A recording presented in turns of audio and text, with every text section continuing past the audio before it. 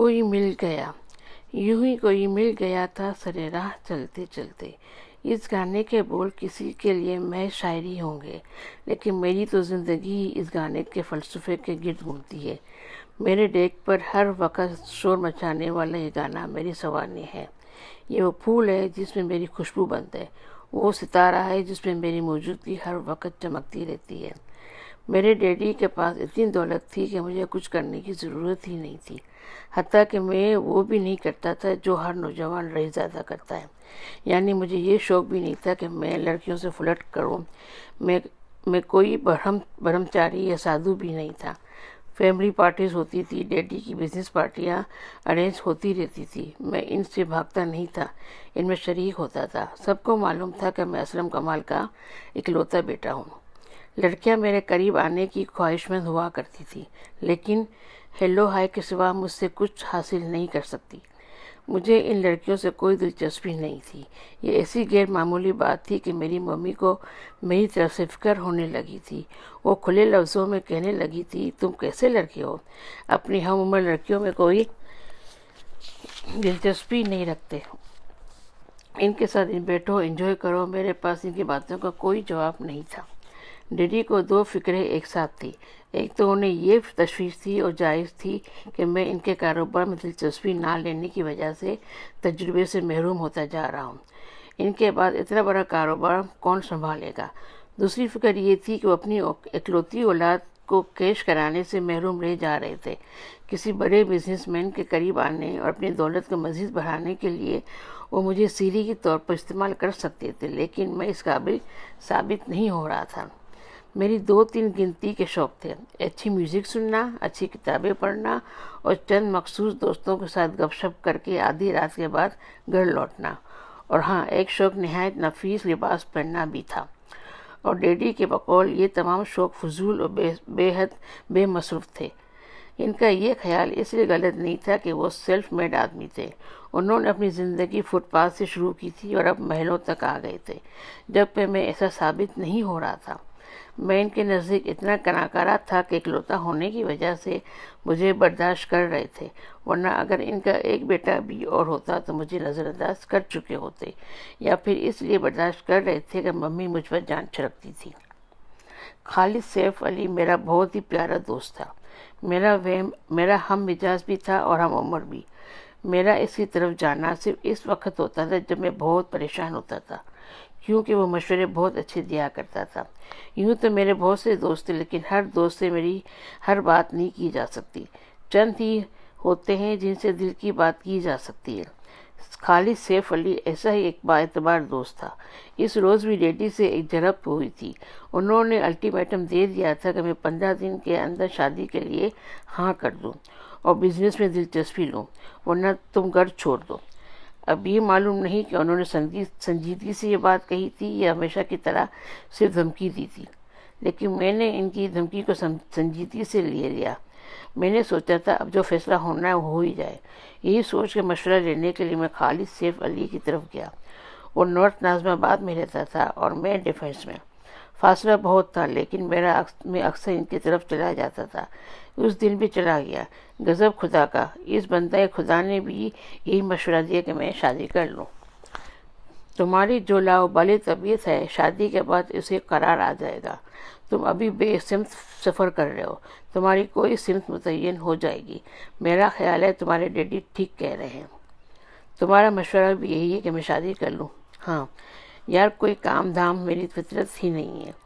جس سے بھی شادی کروں گا وہ آنے سے پہلے نہیں تو آنے کے بعد ضرور پوچھے گی کہ میں کرتا کیا ہوں، جبکہ میرا حال یہ ہے کہ میں تو ڈیڈی سے بھی کہتا ہوں کہ انہوں نے اتنے بکھیرے کیوں پال رکھے ہیں۔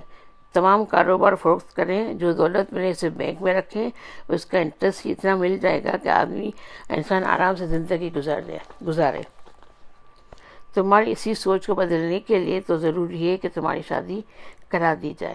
تم بالکل کلاش نہیں ہو کہ تمہاری بیوی آتے ہی پوچھ لے گی کہ تم کیا کرتے ہو، یا اب اسے دینے کے لیے تمہارے پاس کچھ نہیں ہوگا۔ جب تک اسے یہ خیال آئے گا، اس وقت تک تم اپنی ذمہ داری کا احساس ہو چکا ہوگا۔ یار، تمہارے مشورے پر بڑے صاحب ہوا کرتے تھے، لیکن آج تو تم ڈیڈی کی زبان میں باتیں کر رہے ہو، اس لیے معاف کرنا، تمہارے مشورے پر عمل کرنا میرے بس کی بات نہیں۔ ہر مشورہ اس لیے نہیں ہوتا کہ اسے مانا بھی جائے۔ میرے دوست، میں نے تو جو درست سمجھا وہ کہہ دیا، تم اس پر غور کرتے رہو یا غور کے لائق بھی نہ سمجھو۔ میں اس سے رخصت ہوا تو خاصی دیر ہو چکی تھی۔ کچھ باتوں کی تلخی، کچھ گھر جانے کی جلدی، میں گاڑی تیز چلانے کا عادی نہیں تھا، لیکن روڈ خالی دیکھ کر دل مچل گیا۔ گاڑی میں بیٹھتے ہی ٹیپ آن کر دیا۔ ایک انگریزی دھن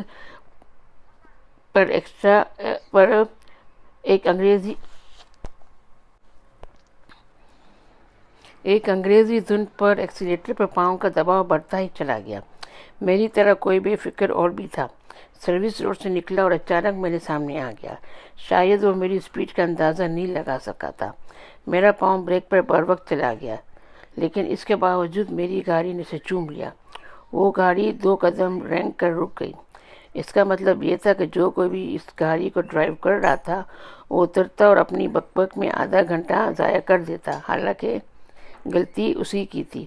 میں نے سوچا کوئی پولیس والا تو ارد گرد ہے نہیں، گاڑی ریورس کروں اور بھاگ نکلوں۔ میں نے ریورس گیئر لگایا ہی تھا کہ اس گاڑی سے ایک لڑکی اتری اور میری طرف آنے لگی۔ اب میری مروت نے یہ گوارا نہیں کیا کہ خاتون کو ڈاج دے کر بھاگ جاؤں۔ کوئی مرد ہوتا تو بات دوسری تھی، کیا خبر اس کی گاڑی سٹارٹ نہ ہو اور اسے میری مدد کی ضرورت پڑے۔ میں نیچے اتر آیا۔ وہ ایک نوجوان لڑکی تھی اور اتنی خوبصورت کہ اندھیرے میں چاند کی طرح چمک رہی تھی۔ میں آپ کو بتا چکا ہوں کہ مجھے لڑکیوں سے کوئی خاص سروکار نہیں تھا، لیکن میں اس میں دلچسپی لیے بغیر نہ رہ سکا۔ میری اس محبت کو وہ بھی محسوس کیے بغیر نہ رہ سکی اور مجھ پر برس پڑی۔ کیا آنکھیں پھاڑ پھاڑ کر دیکھ رہے ہو؟ ایک تو گاڑی مار دی، اوپر سے ڈھیٹ بنے کھڑے ہو۔ میری نئی گاڑی کا ستیاناش کر دیا۔ ایسے چلاتے ہیں گاڑی؟ لائسنس ہے تمہارے پاس؟ کمال ہے، بریک پر پاؤں رکھنا تو آتا ہی نہیں۔ کتنی جلدی میں تھی آپ نے اور دیر لگا دی۔ تقریباً 5 منٹ کی تقریر کے بعد اسے خیال آیا کہ وہی بولے جا رہی ہے، میں تو کچھ کہہ ہی نہیں رہا۔ ارے واہ، میں ہی بولے جا رہی ہوں، آپ تو کچھ بولتے ہی نہیں۔ کہیں آپ گونگے تو نہیں؟ گونگے ہو تو مجھے کیا، بہرے تو نہیں ہو؟ میری بات سن تو رہے ہوگے، ازالہ کرو میری نقصان کا۔ افواہ، اس وقت کوئی پولیس والا بھی تو نہیں جو تمہارا دماغ ٹھیک کرتا۔ کم از کم 5,000 کا نقصان کر دیا۔ میں سوائے مسکرانے کے کچھ نہیں کر رہا تھا۔ میرے اس رویے سے اس کا پارا چڑھتا جا رہا تھا۔ پھر میں نے یہ حرکت کی کہ دوبارہ گاڑی میں بیٹھ گیا اور ڈیش بورڈ میں چیک بک تلاش کرنے لگا۔ اے مسٹر، اب کیا کرنے لگے ہو؟ پستول سے میں ڈرنے والی نہیں ہوں، سیدھی طرح میرا نقصان پورا کرو۔ وہی کر رہا ہوں، چیک بک تلاش کر رہا ہوں۔ میرے اس طرح بولنے سے اسے شدید جھٹکا لگا۔ وہ طے کر چکی تھی کہ میں گونگا ہوں اور اب میں بول رہا تھا۔ حیران تو اسے ہونا ہی تھا۔ اب تم بول سکتے ہو، اس کا مطلب یہ ہے کہ تم بول سکتے ہو۔ اب تک تم مجھے بیوقوف بنا رہے تھے۔ کیا سمجھتے ہو میں کیا ایسی گری پڑی ہوں؟ تمہارے 5,000 کی محتاج ہوں، نہیں چاہیے تمہارا چیک۔ ویسے 5,000 کا نقصان تمہارا ہوا بھی نہیں ہے، میں نے گاڑی میں بیٹھتے بیٹھے کہا۔ نقصان تو میرے 10,000 کا ہوا ہے، میں نے تو رحم کھا کر 5,000 کا مطالبہ کیا تھا۔ میں پوچھ سکتا ہوں مجھ پہ رحم کھانے کی ضرورت کیوں پیش آ گئی؟ عادت ہے میری، رحم آ جاتا ہے مجھے۔ بس جلدی سے اپنی غلطی تسلیم کرو تاکہ میں جاؤں۔ غلطی میری نہیں ہے تو کیا میری ہے؟ جی ہاں، آپ کو سروس روڈ سے مین روڈ پر آتے ہوئے ادھر ادھر دیکھ لینا چاہیے تھا۔ میں نے دیکھا تھا۔ پھر آپ کو اپنی آنکھیں چیک کروانا ہوگی۔ تو مجھے اندھی کہہ رہے ہو؟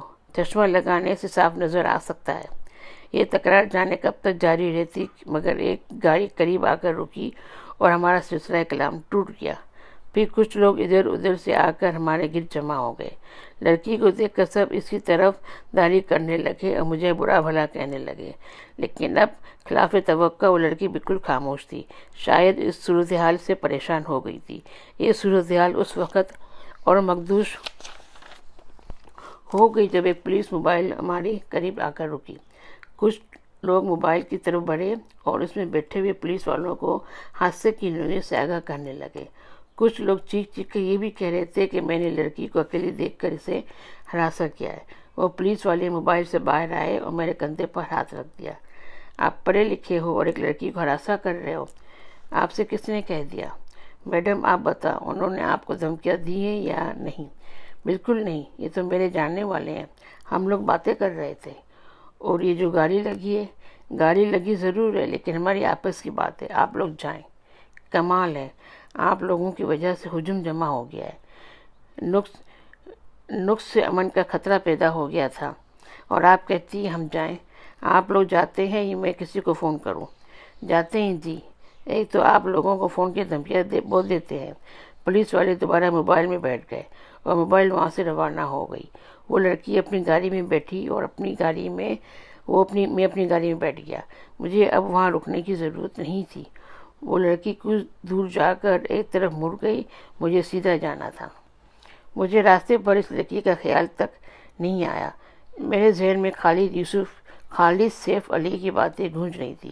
میں ان باتوں کا تجزیہ کرنا چاہتا تھا لیکن ڈرائیونگ کرتے ہوئے اپنے ذہن کو الجھانا نہیں چاہتا تھا۔ میں نے ٹیپ ریکارڈر آن کر دیا۔ یوں ہی کوئی مل گیا تھا سر راہ چلتے چلتے۔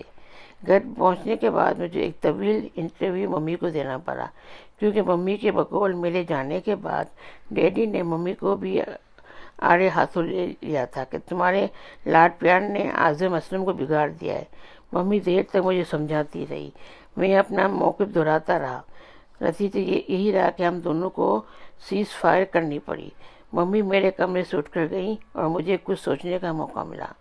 کچھ دیر قبل ہونے والا حادثہ پیش آیا، حادثہ یاد آیا اور اس کے ساتھ ہی مجھے وہ لڑکی یاد آ گئی۔ اس کی باتیں یاد آنے لگی۔ جتنی اچھی صورت تھی اتنی اچھی وہ باتیں کر رہی تھی۔ عجیب لڑکی تھی، نقصان کا ازالہ بھی چاہ رہی تھی اور چیک دینے کا ارادہ کیا تو برا مان گئی۔ پولیس آئی تو میری حمایت کر کے مجھے بچا بھی لیا۔ اگر وہ چاہتی تو میں اچھی خاصی مصیبت میں پھنس جاتا۔ آج کل عورت ذات کی بات سب سنتے ہیں، میری کون سنتا؟ اس نے ایسا کیوں کیا؟ میری طرح کیا وہ بھی مجھ میں دلچسپی لینے لگی تھی؟ وہ تو ایسی لڑکی ہے کہ اس سے پھر ملا جائے بہترین دوست ثابت ہوگی۔ اس کے ساتھ ہی مجھے اپنی بے بسی یاد آ گئی۔ دوبارہ کیسے ملایا جا سکتا ہے؟ کم از کم چلتے وقت اس کا فون نمبر ہی لے لیا ہوتا، یا کم از کم یہی پوچھ لیا ہوتا کہ وہ رہتی کہاں ہے۔ گاڑی کا نمبر تک تو دیکھا نہیں کہ اس کی مدد سے گھر تک پہنچا جا سکتا تھا۔ حد ہو گئی کہ نام بھی نہیں پوچھا۔ ظاہر ہے یہ سب چیزیں پوچھنے یا جاننے کا سوال ہی پیدا نہیں ہوتا۔ ہم اگر کسی کو گاڑی مار دیتے ہیں یا کسی کی گاڑی ہمیں لگ جاتی ہے تو کیا ہم اس کا فون نمبر پوچھنے لگتے ہیں؟ یہ درست لیکن یہ بھی تو نہیں ہوتا کہ اس سے دوبارہ ملنے کو جی چاہے۔ کاش اس کا کوئی پتہ نشان ہوتا۔ یوں ہی کوئی مل گیا تھا سر راہ چلتے چلتے۔ میں سمجھ رہا تھا یہ وقتی افسوس ہے جو وقت کے ساتھ ساتھ کم ہوتا چلا جائے گا، لیکن اگلے 2 دن میرے سامنے سے قیامت کی طرح گزرے۔ اس لڑکی کا خیال تھا کہ دل سے نکلتا ہی نہیں تھا۔ میں نے تصور نے اس کی شکل کو اتنی مرتبہ دیکھا کہ اس کی صورت ازبر ہو گئی۔ اب میں دعوے سے کہہ سکتا ہوں کہ اگر وہ 1000 لڑکیوں کے جھنجٹ میں بھی ہو تو میں اسے پہچان سکتا ہوں۔ اپنے اسی دعوے کے ساتھ لے کر میں ایک مرتبہ پھر نارتھ آباد چلا گیا تھا۔ اس مرتبہ مقصد خالد سیف علی سے ملاقات نہیں تھا بلکہ اس لڑکی کو تلاش کرنا تھا۔ ایک ہلکی سی امید تھی کہ شاید وہ نظر آ جائے۔ کوئی اسے پاگل پن بھی کہہ سکتا ہے، بلکہ میں بھی اس جذبے کو اس پاگل پن سے تعبیر کرتا ہوں۔ میں اسی مقام پہ گاڑی پارک کر کے کھڑا رہا جہاں میری گاڑی اس کی گاڑی سے ٹکرائی تھی، لیکن ظاہر ہے یہ میری دیوانگی تھی۔ وہ وہاں کیوں آنے لگی تھی؟ یہ کون کہہ سکتا تھا کہ وہ وہاں سے روز گزرتی ہے یا کچھ اور چل کر وہ یا دائیں بائیں مڑ گئی تھی۔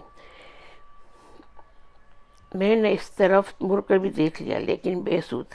یہاں بہت سے گھر بنے ہوئے تھے۔ وہ اس وقت کس گھر میں ہوگی کیا معلوم؟ وہ یہاں رہتی بھی ہے یا کسی اور کی طرف چلی گئی ہوتی، کیا خبر؟ ایڈریس ہونے کے باوجود اتنے بڑے شہر میں کوئی مکان ڈھونڈنا کتنا مشکل ہوتا ہے۔ میں تو ہوا میں نشان لگا رہا تھا، خود ہی اندازہ لگا رہا تھا، خود ہی اندازے توڑ رہا تھا۔ کسی سے پوچھتا بھی تو کیا پوچھتا؟ میں ڈرائیونگ کرتے ہوئے ادھر ادھر نہیں دیکھ سکتا تھا، لہٰذا میں نے اپنے لیے ایک ڈرائیور رکھ لیا کہ وہ گاڑی چلاتا رہے اور میں پیچھے بیٹھ کر ہر چوک پر، ہر چوراہے پر اس جائزہ لیتا رہوں، شاید وہ کہیں نظر آ جائے۔ لیکن ستارے آسمان سے کہاں اترتے، وہ مجھے کہیں نظر نہیں آئی۔ میں تھک کر بیٹھ گیا کہ قسمت میں ہوا تو ملاقات ہو جائے گی۔ ایک روز ایک دوست کا فون آیا کہ اس کی بہن کی شادی ہے، تمہیں ضرور آنا ہے۔ فون کے بعد اس کا ڈرائیور کارڈ بھی دے گیا۔ ان دونوں میں کچھ بجھا سا رہنے لگا، لیکن اس نے اتنے خلوص سے بلایا تھا کہ مجھے شادی میں جانا پڑا۔ یہ شادی بھی نارتھ عاصم آباد میں تھی۔ بہت بڑے گراؤنڈ میں تقریباً 1000 آدمیوں کا انتظام کیا گیا تھا۔ اس المیے کو بیان کرنے کی ضرورت نہیں کہ لوگ شادی بیاہ میں کس قدر فضول خرچی کرتے ہیں۔ 1000 آدمیوں کے بغیر بھی شادی ہو سکتی تھی۔ میں بہت پہلے پہنچ گیا تھا۔ پنڈال میں بہت کم لوگ تھے، لیکن مہمانوں کی آمد کا سلسلہ شروع ہوا تو ہر طرف پھول ہی پھول کھل گئے۔ جگہ بہت کشادہ تھی، لیکن مہمان اتنے تھے کہ ایک مرتبہ جس سے مل لو دوبارہ ملنے کی نوبت ہی نہیں آتی۔ میں نے چند دوستوں کے ساتھ ایک میز پر قبضہ جما لیا اور ہم گپ شپ میں مشغول ہو گئے، ادھر ادھر گھومنے والی لڑکیوں پر تبصرے بھی کرتے جا رہے تھے۔ اچانک مجھے وہ لڑکی نظر آئی جس کی مجھے تلاش تھی۔ وہ تیزی سے اسٹیج کی طرف جا رہی تھی، میں بھی اسی تیزی سے اٹھا۔ دوست پوچھتے رہ گئے، میں اس لڑکی کی طرف لپکا۔ ابھی تک وہ میرے نظروں میں تھی، لیکن اسی وقت شور مچا کے بارات آ گئی۔ عورتوں کا گول اس طرف میری راہ میں حائل ہوا کہ تمام چہرے گڈمڈ ہو گئے۔ وہ لڑکی اس ہجوم میں کہیں گم ہو گئی۔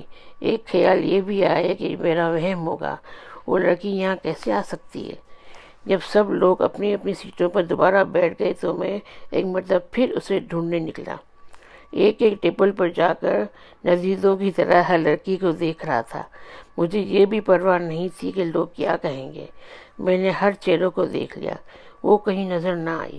میں دوبارہ دوستوں میں آ کر بیٹھ گیا، لیکن میری نظریں اب بھی آوارہ تھیں۔ وہ ایک مرتبہ پھر مجھے نظر آئی، کسی لڑکی سے مصروف گفتگو تھی۔ میں اپنی جگہ سے اٹھا اور اس کے قریب پہنچ گیا۔ یہ میرا وہم نہیں تھا، وہ واقعی وہاں موجود تھی۔ ہیلو اس نے کہا اور پلٹ کر میری طرف دیکھا۔ صاف ظاہر ہو رہا تھا کہ مجھے پہچان نہیں رہی۔ آپ نے مجھے پہچانا؟ سوری، میں آپ کو پہچاننے سے قاصر ہوں۔ آپ کو یاد ہے کچھ دن پہلے آپ کی گاڑی کو کسی نے پیچھے سے ہٹ کیا تھا؟ اوہ، یاد آ گیا۔ اس کی شوخی لوٹ آئی۔ آپ وہی ہیں جنہیں گاڑی چلانی نہیں آتی، لوگوں کو مارتے پھر رہے ہیں۔ آج کس کو مار کے آ رہے ہیں؟ جس کو مارتا ہوں اس سے دوبارہ ضرور ملتا ہوں۔ دیکھیے، آپ سے ملاقات ہو گئی ہے۔ درجن بھر ملاقاتیں ہو جاتی ہوں گی دن بھر میں۔ جس سے ملتا ہوں اس کا فون نمبر ضرور لیتا ہوں۔ جلدی سے فون نمبر بتائیے تاکہ فرصت سے ملاقات کی جا سکے۔ ارے واہ، مان نہ مان میں تیرا مہمان۔ آپ مانیں نہ مانیں، آپ یقین کریں نہ کریں، میں آپ کو دن رات ڈھونڈتا رہا ہوں۔ آج آپ سے ملاقات ہو گئی تو کیا میں استدعا کر سکتا ہوں کہ آپ کا کانٹیکٹ نمبر مجھے مل جائے گا؟ آپ سے بہت سی باتیں کرنی ہیں۔ ممکن ہے وہ میری یہ آرزو پوری کر دیتی کہ اسی وقت کچھ لڑکیاں بھاگتی ہوئی آئیں اور اسے گھسیٹتی ہوئی لے گئیں۔ اس نے جاتے جاتے یہ کہا تھا کہ میں ابھی آتی ہوں۔ اس کا مطلب یہ تھا کہ مجھے وہیں کھڑا رہنا ہے۔ اسے ان لڑکیوں سے نمٹ کر یہیں آنا تھا۔ میں پتھر کی مورت بنا کھڑا رہا اور اپنی بے وقوفی پہ ماتم کر رہا تھا۔ میں نے اتنی باتیں کی تھی اور اس کا نام تک نہیں پوچھا تھا۔ نام معلوم ہوتا تو کسی سے پوچھ تو سکتا تھا۔ میں دیوانوں کی طرح کھڑا تھا اور وہ جا کر آنا بھول گئی تھی۔ اتنی دیر میں شور مچا کہ کھانا شروع ہو گیا ہے۔ کھانا شروع ہو جائے تو کسی کو کسی کا ہوش نہیں ہوتا۔ لوگ مجھے دھکے دیتے ہوئے کھانے کی طرف بڑھ رہے تھے کیونکہ میں راستے میں کھڑا تھا۔ اتنی دیر میں میرے دوست مجھے ڈھونڈتے ہوئے آ گئے اور پکڑ کر کھانے کی ٹیبل کی طرف لے گئے۔ مجھے کھانا تو کیا کھانا تھا، ادھر ادھر نظریں دوڑاتا رہا کہ شاید وہ کہیں نظر آ جائے، لیکن مہمانوں کی تعداد اتنی تھی کہ مجھے کچھ نظر نہیں آ رہا تھا۔ میں نے موقع دیکھ کر پلیٹ ہاتھ میں لی اور اسے ڈھونڈنے نکل گیا۔ ایک ٹیبل پہ جا کر دیکھتا تھا، سب تھے مگر وہ نہیں تھی۔ کھانا ختم ہوا تو میں اسٹیج کے قریب جا کر کھڑا ہو گیا۔ مووی اور تصویریں بن رہی تھیں۔ مجھے یقین تھا کہ وہ اسٹیج پر ضرور آئے گی، لیکن میری آنکھیں دب گئی، وہ نہیں آئی۔ رخصتی کا وقت ہو گیا۔ میں گیٹ پر کھڑا ہو گیا۔ رخصتی ہوئی، مہمان رخصت ہونے لگے۔ آخری مہمان بھی رخصت ہو گیا، لیکن وہ نظر نہیں آئی۔ میں کیا کرتا، مجھے بھی وہاں سے آنا پڑا۔ اس سے ملاقات کے بعد بھی ملاقات ادھوری رہی۔ میں نہ اس کا نام جان سکا، نہ فون نمبر۔ بس اتنا ہوا کہ میری بے تابی میں مزید اضافہ ہو گیا۔ کسی اور اتفاقی ملاقات کی حسرت نے شور مچانا شروع کر دیا۔ اتفاقات بار بار نہیں ہوتے۔ کئی مہینے گزر گئے، اس کی جھلک تک دیکھنے کو نہیں ملی۔ یہ میرے اندر کا طوفان تھا کہ خواب میں اس سے روز ملاقات ہوتی تھی۔ وہ نہ ملنے کا گلہ کرتی تھی اور میری آنکھ کھل جاتی تھی۔ کئی مہینے گزر گئے، میں اسے تقریباً بھولنے لگا تھا کہ ایک روز مجھے سگنل پر نظر آ گئی۔ دونوں کی آنکھیں دو چار ہوئیں۔ اس کے ہونٹوں پر ایک دلاویز تبسم ابھرا، وہی تبسم جو کسی شناسا کو دیکھ کر ہونٹوں پر آتا ہے۔ میں نے اشارے سے اسے سمجھایا کہ سگنل پار کر کے وہ گاڑی ایک سائڈ پہ لگا لے۔ اس نے اسبات میں گردن ہلائے، جسے سمجھ گئی ہو۔ سگنل کھلتے ہی اس نے سگنل کراس کیا اور رکنے کے بجائے تیزی سے آگے بڑھ گئی۔ میں نے اس موقع میں اس توقع میں رفتار آہستہ بھی رکھی تھی کہ وہ روڈ کے بائیں طرف گاڑی پارک کرے گی تو مجھے بھی رکنا ہوگا، لیکن جب میں نے دیکھا کہ وہ رک نہیں رہی تو میں نے اس کا پیچھا کرنے کا سوچا، لیکن سگنل کھلا تھا۔ گاڑیاں تیزی سے آگے کی طرف بھاگ رہی تھی۔ میں ان گاڑیوں میں ایسا پھنسا کہ وہ نظروں سے اوجھل ہو گئی۔ بس خوشی تھی تو اتنی کہ وہ مجھے پہچان گئی تھی۔ میں سمجھ رہا تھا کہ میں کسی پرچھائی کا پیچھا کر رہا ہوں۔ نہ اس کا نام معلوم ہے، نہ یہ معلوم کہ وہ شادی شدہ ہے یا غیر شادی شدہ۔ اس کے باوجود مجھے یقین سا تھا کہ وہ میرے لیے بنی ہے۔ اس کا بار بار میرے سامنے آنا کم از کم مجھے یہی بتاتا تھا، ورنہ اس دنیا کا حال تو یہ ہے۔ ایک بار جو ملا وہ دوبارہ نہیں ملا۔ ڈیڈی کی انجیوگرافی ہونی تھی۔ میں اپنی تمام تر بے پرواہیوں کے باوجود اس وقت انہیں تنہا نہیں چھوڑ سکتا تھا۔ میں جی جان سے ان کی خدمت میں لگ گیا۔ ان کا بزنس بھی کسی حد تک میں نے سنبھال لیا، کیونکہ آپریشن کے بعد لمبے عرصے تک انہیں بیڈ ریسٹ کرنا تھا۔ انجیوگرافی کے بعد جب وہ گھر آئے تو بہت خوش تھے۔ کامیاب آپریشن سے زیادہ انہیں یہ خوشی تھی کہ ان کا بیٹا ان کے بزنس میں دلچسپی لے رہا ہے۔ میں جب تک بزنس سے دور تھا اسے کوئی مشکل کام سمجھتا تھا، لیکن جب بزنس کے قریب پہنچا تو معلوم ہوا کہ یہ تو بہت آسان اور دلچسپ کام ہے۔ کام تو دوسروں کے کرتے ہیں، لیکن بس ذرا نگرانی کرنی ہوتی ہے۔ ڈیڈی سے میں نے ذکر کیا تو وہ ہنسنے لگے۔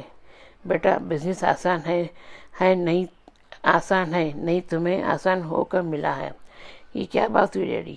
جس وقت کوئی بزنس شروع کیا جاتا ہے تو لوہے کے چنے چبانے پڑتے ہیں۔ مجھ سے پوچھو میں نے کتنی محنت کی ہے۔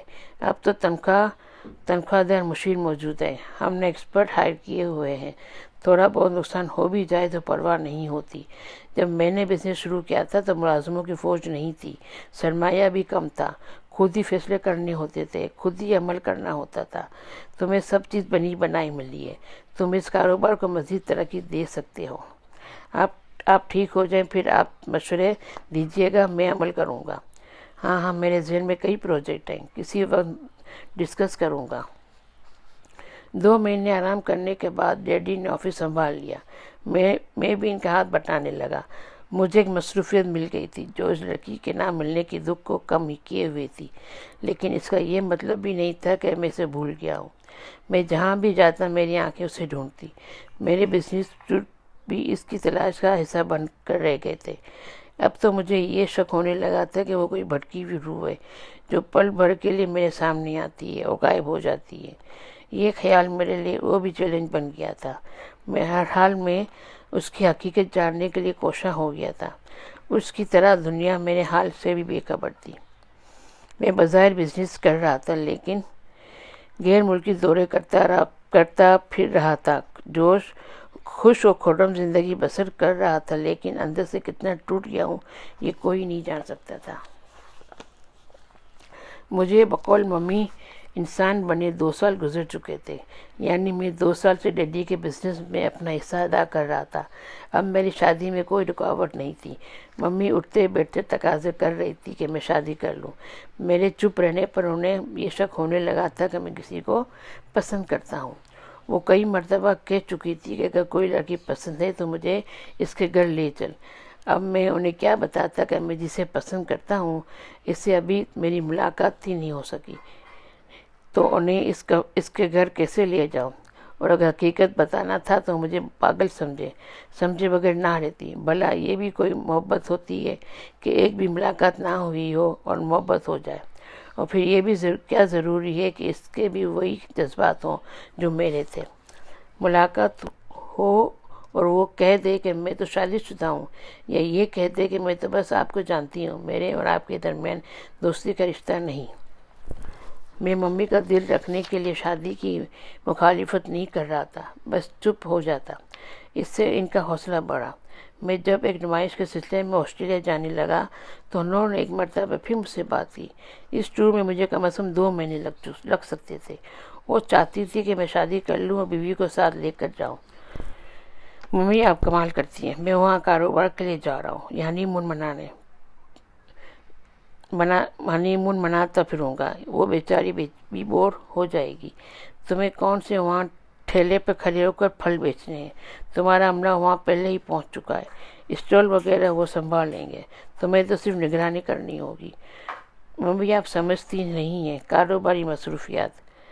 میں سب سمجھتی ہوں، بزنس مین کی بیوی ہوں۔ تم پیدا نہیں ہوئے تھے جب سے یہی کھیل دیکھ رہی ہوں۔ میری شادی کو 1.5 مہینہ ہوا تھا جب میں تمہارے ڈیڈی کے ساتھ جرمنی گئی تھی۔ وہ بھی ایک نمائش تھی، جس طرح تم نمائش میں جا رہے ہو۔ مجھے تو کوئی بوریت نہیں ہوئی تھی۔ ممی آپ کا زمانہ اور تھا، آج تک کی لڑکیاں آپ کی طرح نہیں ہیں۔ وہ چاہے گی تمام وقت ان کے ساتھ رہوں، اور میرے پاس اتنا وقت ہوگا نہیں۔ پھر ایک وعدہ کرو، واپس آنے کے بعد ضرور شادی کرو گے۔ میں لڑکی دیکھ سکتی ہوں، آ کر دیکھا جائے گا۔ ممی تم مجھے ٹالنے کی کوشش مت کرو، میں تمہارے ڈیڈی سے مشورہ کرتی ہوں، کوئی لڑکی دیکھتی ہوں، واپس آؤ گے تو شادی کر دوں گی۔ ٹھیک ہے ممی، آپ کہتی ہیں تو کر لوں گا شادی۔ میں نے وعدہ نہیں کیا تھا، میں اس گول مل بات کر دی تھی، لیکن ماں کا دل ہی کتنا ہوتا ہے۔ مارے خوشی کے ان کی آنکھوں سے آنسو جاری ہو گئے۔ اسی وقت مٹھائی منگوائی اور نوکروں میں تقسیم کر دی۔ دوسرا دن ہوا تو صدقے کے بکرے آ گئے۔ وہ یوں خوش ہو رہی تھی جیسے میں نے شادی کی حامی نہیں بھری، شادی ہو بھی گئی ہو۔ میں سمجھتی تھی کہ تو شادی کرنا ہی نہیں چاہتا، اب دیکھ آسمان سے پری اتار کر لاؤں گی تیرے لیے، دنیا دیکھے گی کہ یہ ہے اعظم کی دلہن۔ وہ خوشی سے دیوانی ہوئی جا رہی تھی۔ اچھا یہ بتاؤ تجھے کیسی دلہن چاہیے؟ ممی لڑکیاں سب ایک سی ہوتی ہیں، کیسی بھی لے آؤ۔ یہ تم نے خوب کہی، ایک سی کہاں ہوتی ہے، ایک سا تو کوئی بھی نہیں ہوتا۔ مجھے کچھ تو بتا تجھے کیسی لڑکی پسند ہے، رنگ کیسا ہو، قد کیسا ہو، آنکھیں کیسی ہو۔ ممی ایسا کریں کئی لڑکیاں لا دیں، ہر ایک میں ایک خوبی ہوگی، ایک کا قد لمبا ہوگا، ایک کے بال لمبے ہوں گے، ایک کی آنکھیں بڑی ہوں گی، ایک کا رنگ گورا ہوگا، ایک باتیں اچھی کرتی ہوگی، ایک کی حیثیت ایسی ہوگی جیسے آتش بازی چھوٹ رہی ہو۔ بس میں سمجھ گئی، تو نے اپنی پسند بتا دی۔ میں ایسی لڑکی ڈھونڈوں گی جس میں یہ تمام خوبیاں ہوں۔ آپ ڈھونڈیں، میں چلا۔ میں ان کے سامنے سے ہٹ گیا تھا، لیکن ان کے چہرے سے پھوٹنے والی خوشی کی شعاعیں ابھی تک میری آنکھوں کے سامنے تھی۔ میں نے تہیہ کر لیا کہ یہ خوشی اسی طرح قائم رکھوں گا۔ اگر وہ میرے شادی کر لینے سے اتنی خوش رہ سکتی ہے تو میں شادی ضرور کروں گا۔ وہ لڑکی یوں بھی میرے لیے چھلاوا بنی ہوئی تھی، ان کا نام تک مجھے معلوم نہیں ہو سکا تھا۔ ملاقات تو بڑی بات ہے۔ میں آسٹریلیا جانے کی تیاری کرنے لگا اور 1 ہفتے بعد آسٹریلیا کے لیے روانہ ہو گیا۔ یہاں آ کر معلوم ہوا کہ جو نمائش 1 مہینے کے لیے لگنے والی تھی، اب 15 دن کے لیے لگے گی۔ مجھے اس سے کوئی فرق نہیں پڑتا، میرا عملہ یہاں پہلے پہنچ چکا تھا، اسٹال بھی کی تیاری مکمل تھی۔ نمائش کی گہما گہمی مصروفیت میں 15 دن معلوم بھی نہ ہو سکے کہ کس طرح گزر گئے۔ نمائش ختم ہوئی تو ملاقاتوں کا سلسلہ شروع ہو گیا۔ بزنس کمیونٹی کے سینکڑوں لوگ آسٹریلیا آئے ہوئے تھے۔ اپنے آپ کو متعارف کرانے کا یہ بہترین موقع تھا۔ اس قسم کی نمائشوں کا مقصد بھی یہی ہوتا ہے۔ میرے اس اسٹال کی شہرت ایسی ہوئی تھی کہ مختلف وفود مجھ سے ملنے آ رہے تھے۔ ہر شام کسی نہ کسی ہوٹل میں گزر رہی تھی۔ جواب میں مجھے بھی ڈنر یا چائے کا اہتمام کرنا ہوتا تھا۔ اس رات ایک جاپانی وفد کو میں نے ڈنر پر مدعو کیا تھا اور خوش تھا کہ ایک بڑی ڈیل متوقع تھی۔ ڈنر کے بعد میں اس وفد کے ہمراہ ہوٹل کی 7ویں منزل سے نیچے آیا۔ ہم سب پارکنگ کی طرف بڑھ رہے تھے اور کسی بات پہ کہہ کے بلند ہو رہے تھے کہ اچانک میری ہنسی حلق میں اٹک گئی۔ پارکنگ سے ایک گاڑی نکلی جس میں 3 یا 4 لڑکیاں بیٹھی ہوئی تھیں۔ فرنٹ سیٹ پر میں نے اسی لڑکی کو دیکھا جسے میں تلاش کرتا پھر رہا تھا۔ میں نے اسے آواز دینا چاہا لیکن نام تو جانتا ہی نہیں تھا۔ پھر اچانک میری رگوں میں لہو جمنے لگا۔ مجھ پر کبھی طاری ہو گئی۔ یہ لڑکی آسٹریلیا میں بھی مجھے نظر آئی ہے۔ یہ یقیناً کوئی روح ہے جو میرا پیچھا کرتی پھر رہی ہے۔ یہ محض اتفاق نہیں ہے کہ میں یہاں ہوں تو وہ بھی یہاں ہے۔ یہ ضرور کوئی اسرار ہے۔ میری حالت ایسی ہو گئی کہ میرے ساتھیوں سے چھپی نہ رہ سکی۔ مسٹر اعظم، کیا ہوا آپ کو؟ آپ کیا محسوس کر رہے ہیں؟ کچھ نہیں دوستوں، میں ٹھیک ہوں۔ آپ کو تو پسینے آ رہے ہیں۔ تھکن کی وجہ سے؟ ہاں، تھکن کی وجہ سے۔ آپ کو ڈاکٹر کے پاس جانا چاہیے۔ یہ تو نروس بریک ڈاؤن لگتا ہے۔ ارے نہیں، آرام کروں گا، ٹھیک ہو جاؤں گا۔ آپ جائیں اپنے کمرے میں، آپ کو آرام کی ضرورت ہے۔ میں کسی نہ کسی طرح اپنے کمرے میں پہنچا اور جاتے ہی اپنے بستر پر ڈھیر ہو گیا۔ گزرے واقعات ایک ایک کر کے میرے ذہن میں آ رہے تھے۔ اس لڑکی کے کئی بار مجھ سے ملنا، لیکن اپنا پتہ نشان کچھ نہ دینا، پھر یہاں آسٹریلیا میں بھی اسے دیکھنا۔ میرا بدن کانپنے لگا۔ مجھے ایسی باتوں پر یقین نہیں آتا اور اب بھی نہیں ہے، لیکن میں یقین سے کہہ سکتا تھا کہ وہ کوئی روح ہے، کوئی بھٹکی ہوئی روح ہے۔ میرا سر درد کے مارے پھٹا جا رہا تھا۔ ہلکا ہلکا بخار بھی ہو گیا تھا۔ میں نے اسی وقت ہوٹل کی انتظامیہ کو فون کیا۔ کچھ دیر بعد ڈاکٹر آ گیا۔ اس نے بلڈ پریشر چیک کیا، اپنے پاس سے کچھ دوائیں دی، انجیکشن لگایا اور آرام کی تلقین کر کے چلا گیا۔ ڈاکٹر نے یقیناً نیند کی کوئی دوا دی تھی کہ اس کے کھاتے ہی میری پلکیں بوجھل ہونے لگی۔ میں خود یہ چاہتا تھا کہ سو جاؤں۔ کچھ دیر میں میری آنکھوں میں نیند اتر آئی اور میں سو گیا۔ میں رات بھر سوتا رہا۔ صبح آنکھ کھلی تو طبیعت بالکل ٹھیک تھی، بس کچھ خمار سا تھا جو شاور لینے کے بعد دور ہو گیا۔ ناشتہ کرنے کے بعد میں ہوٹل سے نیچے اتر آیا۔ میرا سیکرٹری بھی آ گیا تھا۔ کاروباری مصروفیت ختم ہو گئی تھی۔ سیکرٹری نے مجھے بتایا کہ اب کوئی میٹنگ نہیں ہے۔ اس کا مطلب یہ تھا کہ مجھے جلد از جلد پاکستان کے لیے روانہ ہونا تھا۔ میں نے سوچا کچھ خریداری کر لی جائے، سیر بھی ہو جائے گی، طبیعت پر خوشگوار اثر پڑے گا۔ میں نے سیکرٹری کو ساتھ لیا اور بازار چلا گیا۔ بازار میں گھومتے پھرتے شام ہو گئی۔ ہوٹل واپس آیا تو شام گہری ہو چکی تھی۔ کچھ دیر آرام کرنے کے بعد میں سامان کی پیکنگ کرنے لگا جو بازار سے خرید کر لایا تھا۔ جب میں نے اپنا سوٹ کیس خالی کیا تو اس کی جیب سے ایک وزٹنگ کارڈ ملا جو کسی تصدق حسین نام کے آدمی کا تھا۔ اس پر پتہ اور فون نمبر بھی لکھا ہوا تھا۔ اس نام کو 2-3 مرتبہ دہرایا تو مجھے اچانک یاد آ گیا، یہ کارڈ ڈیڈی نے دیا تھا اور ہدایت کی تھی کہ میں ان سے ضرور ملوں۔ یہ ان کے پرانے دوست تھے اور اب انہوں نے آسٹریلیا میں مستقل قیام کر لیا تھا۔ میں کاروباری مصروفیات میں بالکل بھول ہی گیا تھا۔ کارڈ پر نظر پڑی تو یاد آیا کہ ان صاحب سے بھی ملنا ہے۔ یہ شہر چونکہ میرے لیے نیا تھا اور ایڈریس ڈھونڈنے کا معاملہ تھا، اس لیے سیکرٹری کو بھی ساتھ لے لیا۔ ڈرائیور چونکہ مقامی تھا اس لیے زیادہ فکر کی بات نہیں تھی۔ میں نے سیکرٹری کو گاڑی میں بیٹھے رہنے دیا اور خود ڈور بیل کے ساتھ لگے انٹرکام پر اپنے آنے کی اطلاع دی۔ دروازہ فوراً کھل گیا۔ ایک بوڑھی عورت جو یقیناً ملازمہ تھی باہر آئی اور گردن کو ذرا سا خم دے کر نہایت احترام سے میرا استقبال کیا اور اندر آنے کو کہا۔ اس ملازمہ نے مجھے مہمانوں کے کمرے میں بٹھا دیا۔ کچھ دیر بعد تصدق صاحب اور ان کی بیگم کمرے میں داخل ہوئے۔ دونوں میاں بیوی نہایت شفیق اور ملنسار تھے۔ دیر تک باتیں کرتے رہے۔ ان کی زبانی معلوم ہوا کہ تصدق صاحب میرے ڈیڈی کے بچپن کے دوست ہیں۔ باتوں کے دوران ان کی ملازمہ جوس کے گلاس لے کر آ گئی۔ بیبی کو بھی بھیج دو، وہ بھی مل لے گی ہمارے پاکستانی بھتیجے سے، تصدق صاحب نے کہا۔ میں نے غور بھی نہیں کیا کہ بیبی کون ہے، وہ کسے بلا رہے ہیں۔ غور کرنے کی بات بھی نہیں تھی۔ ان کے اصرار پر میں نے جوس کا گلاس اٹھا لیا۔ تصدق صاحب پھر باتیں کرنے لگے۔ دروازے پر آہٹ ہوئی تو میں نے اس کی طرف دیکھا۔ وہی لڑکی دروازے سے کمرے میں داخل ہو رہی تھی۔ یہ یہاں بھی آ گئی، میرے دل نے کہا۔ میرے ہاتھ لرزنے لگے۔ میں نے بڑی مشکل سے گرتے ہوئے گلاس کو سنبھالا۔ یہ ہے میری بیٹی شائستہ، اور یہ ہے مسٹر اعظم اسلم، میرے چہتے دوست کے اکلوتے صاحبزادے۔ تصدق صاحب نے تعارف کروایا۔ میں تو انہیں جانتی ہوں ڈیڈی۔ ارے تم کیسے جانتی ہو؟ انہیں کون نہیں جانتا، بہت مشہور شخصیت ہیں، دن بھر میں 1 درجن گاڑیوں کو ٹکر مارتے ہیں۔ ارے بھائی، یہ کیا شہرت ہوئی؟ میں بتاتا ہوں انکل۔ ایک روز ان کے اناری پن سے میری گاڑی ان کی گاڑی سے ٹکرا گئی تھی، اور اب یہ مجھے پہچان گئی ہیں اور اسی کا حوالہ دے رہی ہیں۔ او تو یہ بات ہے۔ ارے صاحب، اس کے بڑے بڑے قصے ہیں۔ آج تک اسے ڈرائیونگ نہیں آئی، مگر گاڑی چلاتی ضرور ہے۔ انہوں نے ٹھیکہ لگایا۔ ان کے ساتھ سبھی ہنسنے لگے۔ اب اس ہنسی میں خود شائستہ بھی شامل ہو گئی تھی۔ میں باتیں کر رہا تھا، لیکن میرا ذہن برابر الجھا ہوا تھا۔ یہ یہاں رہتی ہے تو کراچی میں مجھے کون ملتا رہا؟ وہ کون تھی اور یہ کون ہے؟ اب مجھے یہاں سے اٹھنے کی جلدی تھی۔ تصدق صاحب مجھے روکتے رہ گئے کہ میں کھانا کھا کر جاؤں، لیکن میں پھر آؤں گا کہہ کر اٹھ گیا۔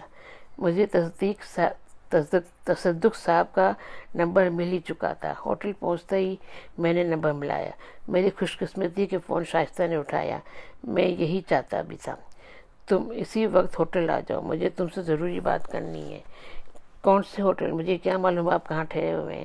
وہی ہوٹل جہاں تم پرسوں اپنے دوستوں کے ساتھ آئی ہوئی تھی۔ آپ نے مجھے دیکھا تھا؟ ہاں، اسی ہوٹل میں 212 کمرہ ہے، 212 نمبر کمرہ ہے۔ ابھی تو آپ ہو کر گئے، اب کیا بات کرنی ہے؟ اور بھی مجھ سے؟ تم آؤ گی تو معلوم ہوگا۔ کیا آ سکتی ہو میری خاطر؟ میں پہنچتی ہوں۔ وہ کچھ دیر بعد ہوٹل پہنچ گئی۔ میں وقت کی رفتار پر حیران ہو رہا تھا۔ آری ترچھی لکیروں کی طرح چلا ضرور، لیکن بالآخر اس نے مجھے منزل تک پہنچا دیا۔ میرے دل کی دھڑکن میری تلاش کا حاصل۔ میری شائستہ میرے سامنے بیٹھی تھی۔ جذبہ صادق ہو تو کیا نہیں ہو سکتا۔ قسمت نے مجھے یہاں تک پہنچا دیا، تو اب منزل دور نہیں ہے۔ شائستہ اب ہمیشہ کے لیے میری ہو جائے گی۔ یہ بات ہے تو چلو بات کر کے دیکھتے ہیں۔ شائستہ، تمہیں معلوم ہے میں 4 سال تک تمہیں ڈھونڈتا رہا ہوں، اور دیکھو ملاقات ہوئی تو کہاں ہوئی، مگر یہ ماجرا کیا ہے؟ تم یہاں بھی ہو اور وہاں بھی، ہے نا حیرت کی بات؟ اس نے ہنستے ہوئے کہا۔ اعظم صاحب، بات یہ ہے کہ میرا گھر تو یہی ہے۔ ڈیڈی کی خواہش تھی کہ میں پاکستان کے پاکیزہ ماحول میں تعلیم حاصل کروں، اور میں تعلیم کے سلسلے میں اپنے ایک عزیز کے گھر کراچی میں رہ رہی تھی۔ تعلیم ختم ہو گئی، میں یہاں آ گئی، اور اب تمہارے سامنے ہوں۔ اب کیسے کیا بات کرنے کے لیے آپ نے مجھے یہاں بلایا ہے؟ میں تمہیں دوبارہ پاکستان لے جانے کے لیے آسٹریلیا آیا ہوں۔ بولو، چلو گی؟ اعظم صاحب، آپ جانتے ہیں ڈیڈی نے مجھے یہاں کیوں بلایا؟ حالانکہ کراچی مجھے بہت پسند ہے۔ مجھے کیا معلوم؟ 15 دن بعد میری شادی ہونے والی ہے، پھر میں اپنی سسرال لندن چلی جاؤں گی۔ میں 4 سال سے تمہارا انتظار کر رہا ہوں، اور تم لندن چلی جاؤ گی۔ تم میرے ساتھ کراچی چلو، میری ماں اس لڑکی کا انتظار کر رہی ہے جو مجھے پسند ہے، اور وہ تم ہو۔ ارے یہ بات تھی تو آپ نے مجھے پہلے کیوں نہیں بتایا؟ تم سے ملاقات ہی کہاں ہو سکی؟ تم صرف نظر آئی، ملاقات کو تو میں ترستا ہی رہا۔ کہتا تھا تم سے کہتا تو کس سے کہتا؟ میری تنہائی کا اندازہ کرو۔ اب ملی ہو تو کہتی ہو لندن چلی جاؤں گی۔ میں کراچی میں رہتا ہوں، لندن میں نہیں۔ تم میرے ساتھ کراچی چلو۔ آپ بہت اچھے آدمی ہیں، مجھے آپ پہلی نظر میں ہی بہت اچھے لگے تھے، لیکن میں آپ کو اپنا نہیں سکتی۔ جس لڑکی سے میری شادی ہو رہی ہے وہ میری محبت بھی ہے۔ تم نے مجھے پہلے کیوں نہیں بتایا؟ آپ سے ملاقات ہی کہاں ہوئی؟ بات صاف ہو گئی تھی۔ دونوں کے پاس کہنے کو کچھ نہیں تھا۔ ہم دونوں خاموش بیٹھے تھے، یوں لگا جیسے ایک کمرے میں بیٹھے بیٹھے صدیاں گزر گئیں۔ اب میرا کیا ہوگا شائستہ؟ آپ بہت اچھے، میں آپ کو ہمیشہ یاد رکھوں گی، اچھے دوستوں کی طرح۔ اور ہاں، شادی ضرور کیجیے گا، مجھ سے اچھی لڑکی آپ کو ملے گی۔ وہ اٹھ کر گئی تو اندھیرا پھیل گیا چکا تھا، لیکن میں اس اندھیرے میں سب کو شامل کرنا نہیں چاہتا تھا۔ کراچی پہنچتے ہی میں نے امی سے کہا کہ میرے لیے لڑکی ڈھونڈ لے۔ وہ پہلے ہی یہ مہم سر کر چکی تھی۔ میں نے اپنا اندھیرا اپنے اندر اتارا اور شادی کر لی۔ یہ گانا اب بھی میری تنہائیوں کو یاد آباد کرتا رہتا ہے۔ یوں ہی کوئی مل کے آتا سر راہ چلتے چلتے۔